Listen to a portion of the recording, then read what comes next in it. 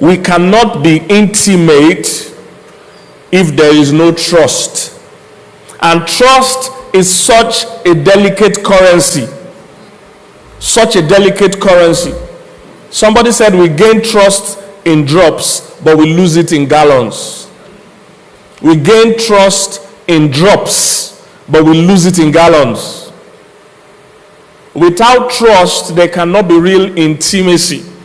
If I always have to hide or panic in relating with my spouse, then there is a challenge. If your partner goes out and one person is having panic attacks because they don't know where they are, that is a serious issue. If somebody picks up the other person's phone and there is panic attacks, that is an issue. You need to build trust for there to be intimacy. Without trust, both of you will constantly be checking on each other from a suspicious point of view. The Bible said they were both naked, the man and his wife, and they were not ashamed. So you must consciously build transparency, openness. For men especially, vulnerability doesn't necessarily come to us naturally. So we need to learn how to be open.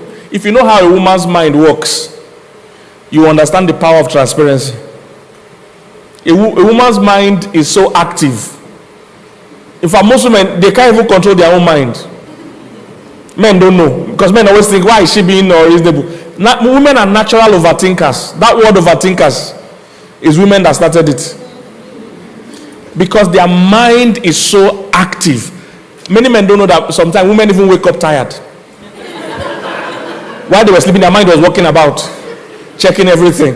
A woman's mind is that active. So if you don't give her clarity, her mind will start creating scenarios by itself.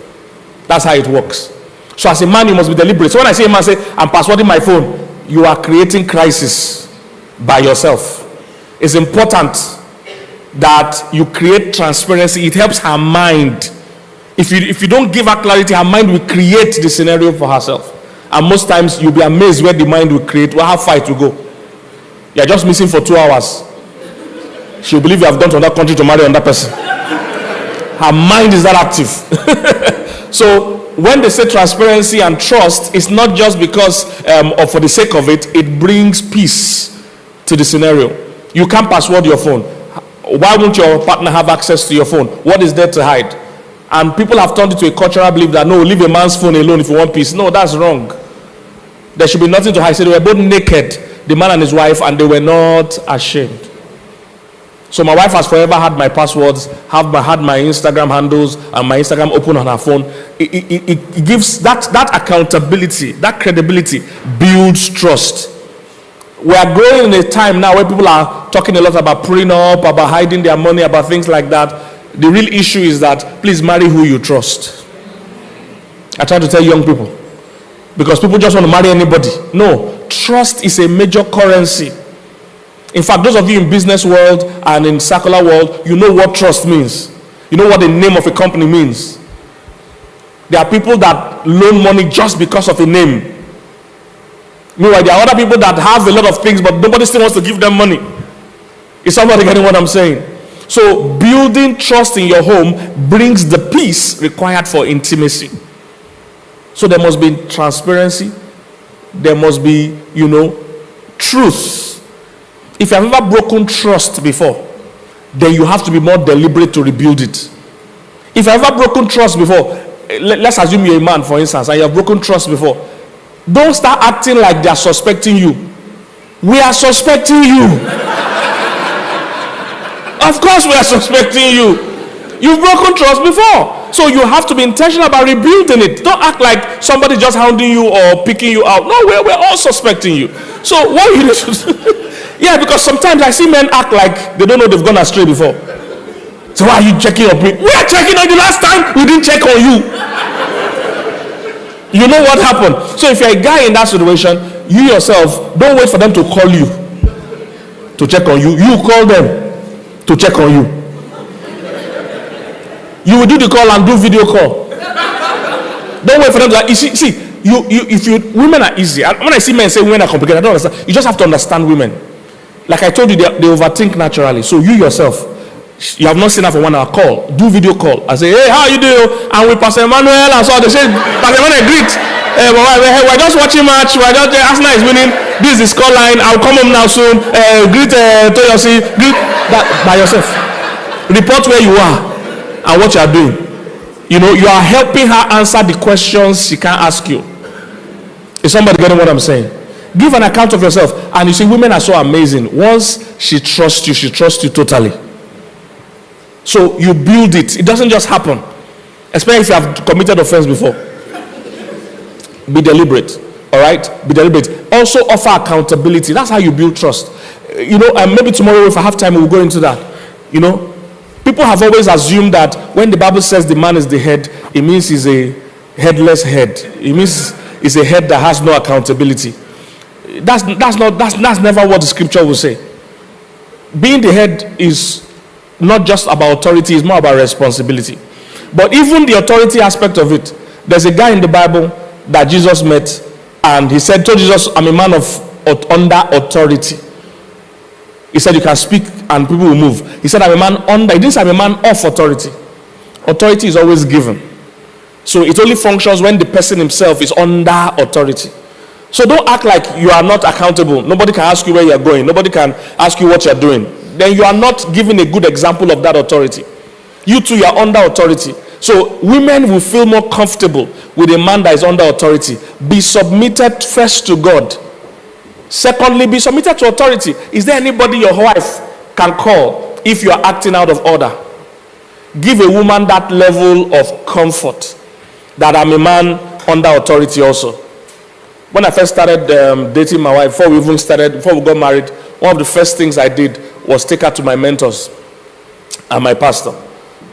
Reverend Femi Oduwole, I'm sure he has been here a lot of times. Reverend Sam Adeyemi and co. Those were the first people I took her to and said, these are my mentors. I said, anytime my head is touching or you can't get across to me or I'm misbehaving, these are people you can call that I respect.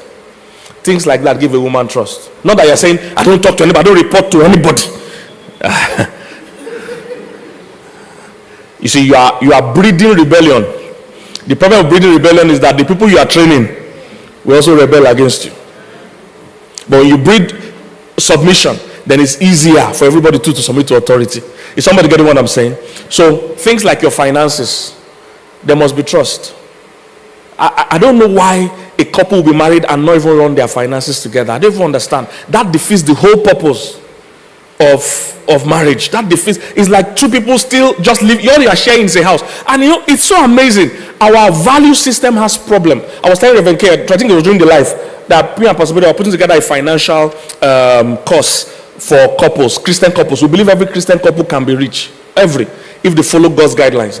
And one of the things we're establishing in that place is that working together financially. When I see couples say we do 50% this one, 70%, you are defeating the purpose. You are 100% for both of you. You are one person. That's the structure. So don't marry who you don't trust. Our value system has problem. You're saying, I'll keep my money aside, but you are giving the person your life. So I have to put my money in a safe. I'm hiding my money, but you are giving the person that can easily kill you is your spouse. You people are eating together every day. They are serving you teas. They can poison you. You are even sleeping in the night. So you don't trust them with your money, but you trust them with your life. There's something wrong with how you value things. And I've watched I watch American crime channels a lot. A lot. Not the acted ones or the real story ones where somebody actually died. I watch it a lot. I've watched that thing so much that right now I think I'm LAPD. I mean, I feel like a policeman. I'm a detective right now. They don't just know, but I'm a full detective. I can investigate a crime now. Because I've watched it so much, I know all the steps to catching the person. Every time a married person dies, you see the police people, they'll come. The wife or husband is crying. Oh, my wife. They say, oh, sorry, madam, we are so sorry about what happened to you and all that. It's in the crime scene, you're in the house there. The person just died next door. Oh, sorry, where were you by 3 p.m.? You know why? Because you're the number one suspect. All that car is not moving them. As they are betting you, they're like, can you follow us to the office too?